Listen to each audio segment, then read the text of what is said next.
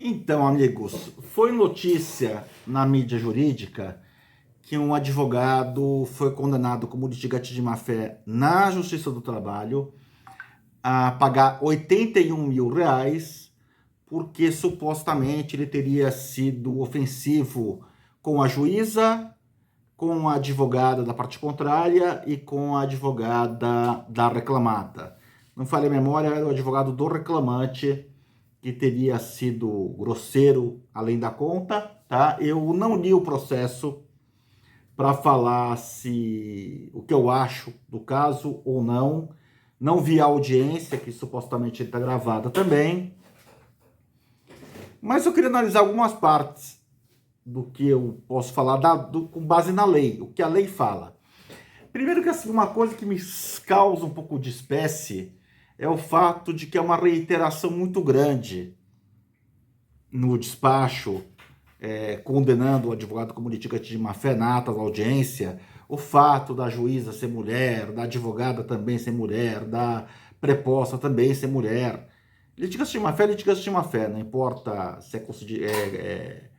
é praticada contra homem ou contra mulher. R$ 81 mil de indenização por litigância de má-fé, gente, esse é um valor que não se aplica a erro médico. Não se aplica a erro médico esse grau de indenização por um dano processual. Me parece um pouco exagerado. Me parece que tem um quê de político na decisão do judiciário, tá? Me parece não, é exagerado. R$ 81 mil, sendo que o Código de Processo Civil fala que quando não houver um parâmetro claro para ser definido, ou se o valor da causa for muito alto, o juiz, ao invés de fixar, ou muito baixo também, o juiz, ao invés de fixar em porcentagem, o juiz pode fixar em até 10 vezes o salário mínimo. Então a gente está falando de 81 mil para R$ 13 mil. E segundo lugar, daí assim, é totalmente inapropriada a condenação do advogado como litigante de má-fé. Totalmente inapropriada. O Código de Processo Civil estabelece nos artigos 79 a 81 que quem responde por litigância de má-fé é o cliente, tá? Então, assim, você nomeia alguém para ser seu advogado. O seu advogado faz uma bobagem, xinga alguém, aparece bêbado na audiência, qualquer coisa assim, quem vai responder pelo ato praticado financeiramente é você, cliente. O nome disso chama-se culpa in eligendo, tá? Você que não foi cauteloso o suficiente para contratar um advogado. Obviamente que você, cliente, terá direito de regresso, quer dizer, o juiz vai te condenar a uma indenização, tá? Como litigante de má-fé, e você vai poder acionar seu advogado na justiça. Então não cabe a condenação do advogado como litigante de má-fé. Não cabe essa condenação do advogado, porque isso na verdade, nada mais é do que se garantir uma prerrogativa da advocacia. Se eu começar a entrar em audiência com medo de sair devedor de R$ 100 mil, e às vezes é necessário, eu não sei no caso concreto, mas às vezes é necessário que na audiência o advogado se exalte um pouco, tá? Não sei o caso concreto, o que aconteceu, tá? Mas não é incomum, eu já me exaltei em audiência, eu já tive que ser mais incisivo com as partes, com juízes, com desembargadores até, homens e mulheres, de forma indistinta, tá? Então, assim, às vezes é necessário que isso aconteça. Agora, se eu entrar numa audiência com medo de sair dela condenado a R$ 100 mil, acabou a advocacia, meus amigos. Acabou a advocacia. Porque advogar, eu estava falando outro dia até com o doutor Márcio, né? Advogar é falar por advocare. Se eu tiver medo de falar por, fica complicado a minha atuação. Então, esse ponto, a meu ver, é totalmente errado. Pouco importa o sexo, opção sexual, condição sexual, raça, tanto faz de quem foi ofendido.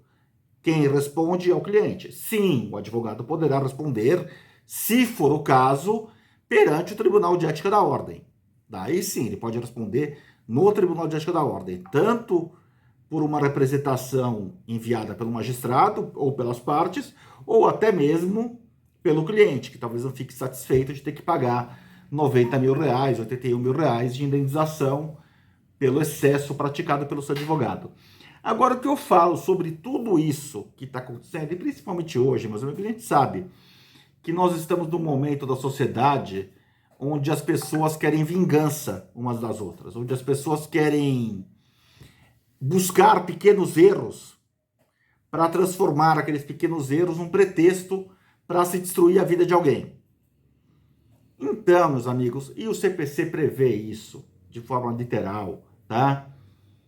Vai fazer uma audiência, eu já fazia isso até mesmo antes do novo CPC, vai fazer uma audiência, eu sei que o sistema é gravado pelas mídias do TJ, do TRT da segunda região, dos TRTs todos do país, dos TJs todos do país, mas você vai fazer uma audiência hoje, virtual ou presencial, por favor, meu amigo, grave esta audiência, grave você esta audiência.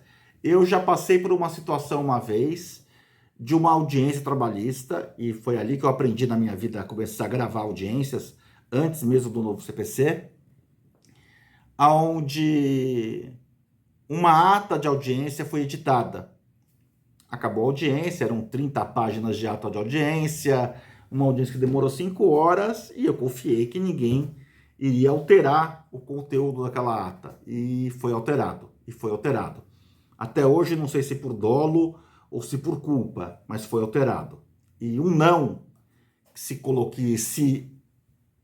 se olvidou, que se esqueceu de colocar no texto, fez toda a diferença na vida do meu cliente, que foi condenado a pagar uma indenização muito alta, muito alta. Um dia eu faço um vídeo específico para contar essa história, tá? Por conta disso eu aprendi que se grava a audiência, ponto final. Ah, Papini, mas o sistema grava. Posso falar uma coisa? Um profissional bom de edição consegue editar uma audiência de forma que você nem percebe que ela foi auditada, salvo se tiver uma perícia. Faz algum tempo eu gravei um curso sobre processo civil para uma empresa e tinha um cara fera de edição. Nessa empresa. Gente, eu assistia minhas aulas, sabe aquelas pequenas gaguejadas que te dá em algum momento? Não aparecia aquilo. Eu peguei e eu vi minhas aulas, eu pensei o seguinte, olha, eu lembro que o melhor professor que eu já vi até hoje, em termos de didática, não apenas de conhecimento jurídico, mas em termos de didática, o melhor professor de direito que eu tive até hoje chama-se Antônio Carlos Marcato, né? A didática dele, assim, é primorosa. Gente, eu vi minha aula editada, eu peguei e falei, olha, eu sou tão bom quanto Antônio Carlos Marcato. Por quê? E eu não conseguia perceber, eu não conseguia localizar os pontos aonde o profissional de edição havia feito a edição. É claro, se você submeter o vídeo a uma perícia, vai aparecer, o perito vai saber identificar, tá? Então, por favor, amigo, principalmente nos dias que nós vivemos hoje, onde tudo é ofensa racial, de gênero, não sei do que, todo mundo se ofende com tudo, todo mundo se ofende por tudo e por nada, está se criando cada vez mais a moda de se condenar o advogado pela atuação em defesa do seu cliente. Por favor, meus amigos, entrem numa audiência e gravem com seus meios, com seus recursos, a audiência. Eu faço isso em todas as audiências e todas as sustentações orais do meu escritório. Se você não faz ainda, você tá comendo mosca, tá legal? Quem tá te dando esse conselho é um cara que já sofreu na pele e perdeu um cliente por não ter tomado o cuidado de gravar uma audiência. Tá legal? Abraço a todos, bom dia.